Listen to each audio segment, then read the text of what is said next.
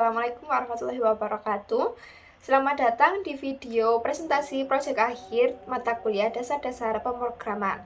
Nah, perkenalkan nama saya Kamila Syakila Putri dengan NIM 2503126178888 dari Offering H, Program Studi S1 Matematika dari Universitas Negeri Malang. Nah, pada kesempatan kali ini saya akan mempresentasikan hasil pengembangan aplikasi saya yang berjudul Aplikasi Bantu Belajar Statistik Deskriptif yang berbasis Python. Aplikasi ini dibuat untuk membantu pengguna, khususnya mahasiswa, dalam menghitung statistik deskriptif seperti mean, median, modus, dan varian secara otomatis melalui data berformat file CSV. Aplikasi ini dirancang dengan mengimplementasikan library Pandas dan tkinter untuk efisiensi pengolahan data.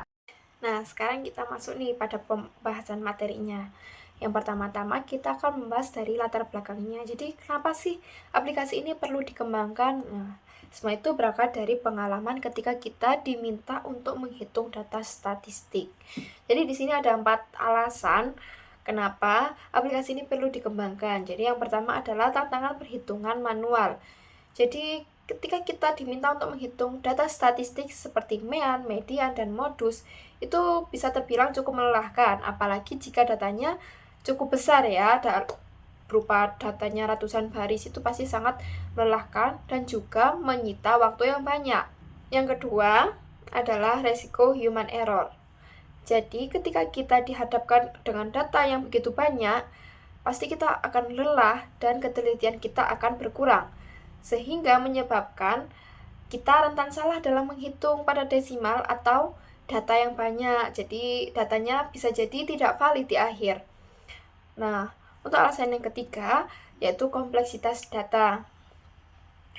Nah, kalkulator standar seringkali kesulitan untuk mendeteksi data kotor atau data yang terselip teks atau simbol yang tidak valid, dan juga kesulitan untuk mendeteksi data multimodal atau modus ganda.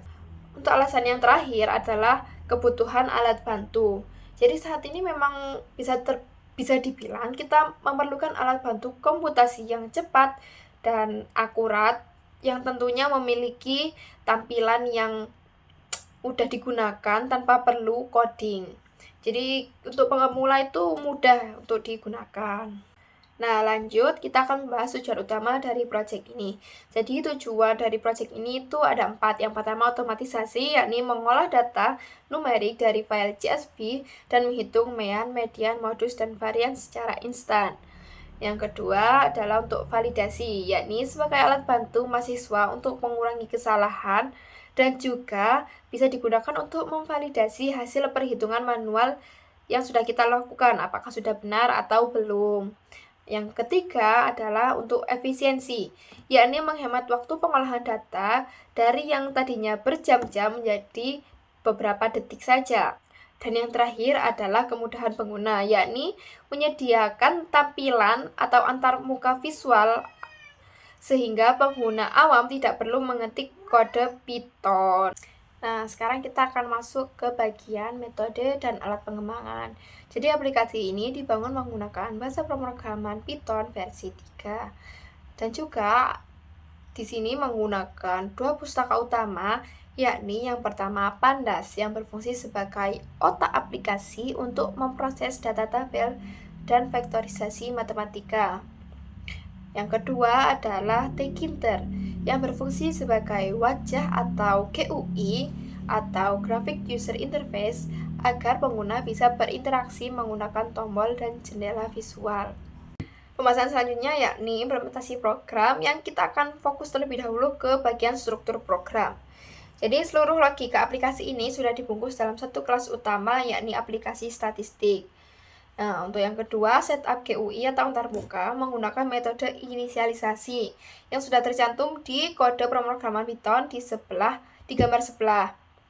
Itu sudah tercantum, ada tulisannya underscore init, underscore, dan seterusnya. Nah, metode inisialisasi ini sudah mengatur ukuran jendela. Dan di sini saya mengatur ukuran jendela 900 x 500 pixel agar tabel data terlihat lebih jelas. Dan juga Komponennya saya atur terkait header judul, tombol pilih file CSV, dan tabel hasil atau preview.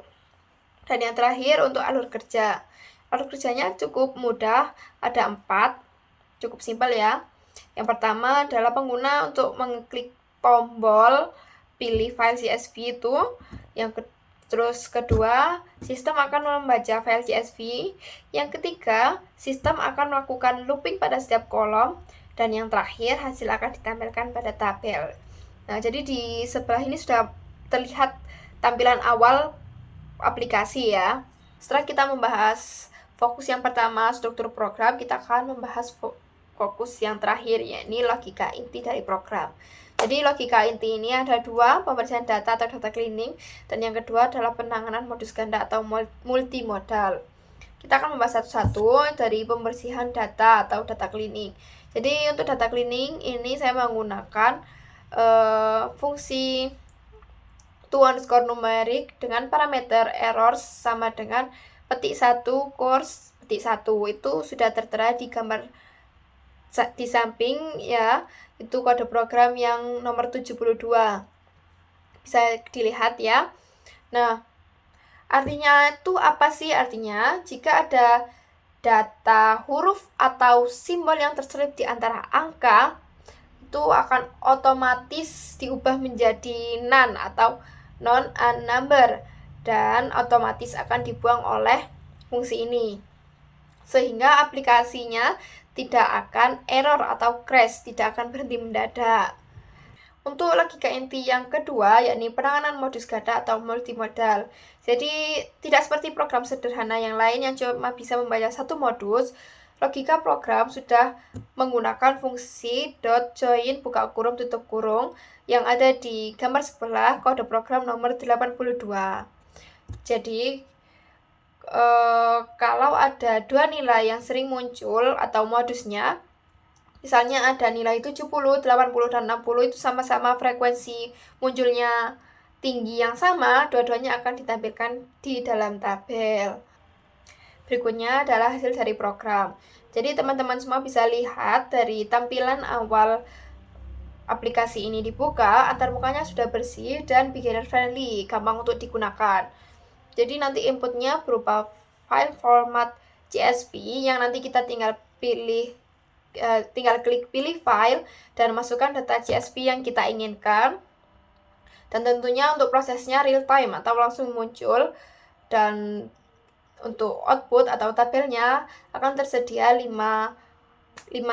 bagian ya. Yang pertama atau kolom variabel yang berisi nama kolom dari data asli, yang kedua mean, yang ketiga median, yang keempat modus, dan yang terakhir adalah variance. Semua itu akan berjalan secara otomatis ya teman-teman. Nah, teman-teman pasti kepo kan gimana aplikasi Bantu Belajar ini berjalan, gimana sih tampilannya. Nah, maka dari itu kita bisa melihat demo aplikasi yang sudah saya sisipkan di presentasi kali ini. Jadi nanti langkah yang pertama itu pastinya adalah mengklik tombol pilih file CSV ya teman-teman. Itu nanti kita akan diarahkan ke file lokal di PC atau komputer kita. Nah, nanti teman-teman tinggal cari itu file CSV mana yang mau kita input. Setelah proses akan muncullah hasil dari file yang kita input. Ada mean, median, modus, variance, dan juga ada nama kolom dari data asli. Nah, jika data yang kita masukkan itu tidak ada data numeriknya, maka tidak akan bisa diproses. Akan ada pesan tampilan peringatan. Aplikasi ini juga memberikan penanganan kesalahan ya pada saat kita menginput file yang bukan berupa CSV. Jadi nanti akan muncul tampilan pesan peringatan. Nah, sekarang yang terakhir adalah simpulan dan saran. Jadi kesimpulan dari ini semua adalah aplikasi ini sudah berhasil menggabungkan kekuatan komputasi pandas dengan kemudahan antarmuka atau GUI atau Graphic User Interface Tkinter. Di sisi lain, aplikasi ini juga mampu menangani masalah data kotor dan kasus multimodal secara efektif, serta sangat layak digunakan sebagai alat bantu belajar maupun validasi tugas statistika deskriptif karena efisiensi waktunya. Nah, untuk sarannya itu masih perlu dikembangkan fitur visualisasi grafik data, menambahkan fitur ekspor ke dalam format file eksternal seperti PDF dan lain-lain, agar pengguna itu lebih gampang ya untuk mendapatkan laporan dari hasil statistika deskriptifnya. Yang ketiga, mengembangkan aplikasi ini dalam bentuk platform lain agar mudah diakses, karena aplikasi ini masih bisa diakses di PC atau laptop.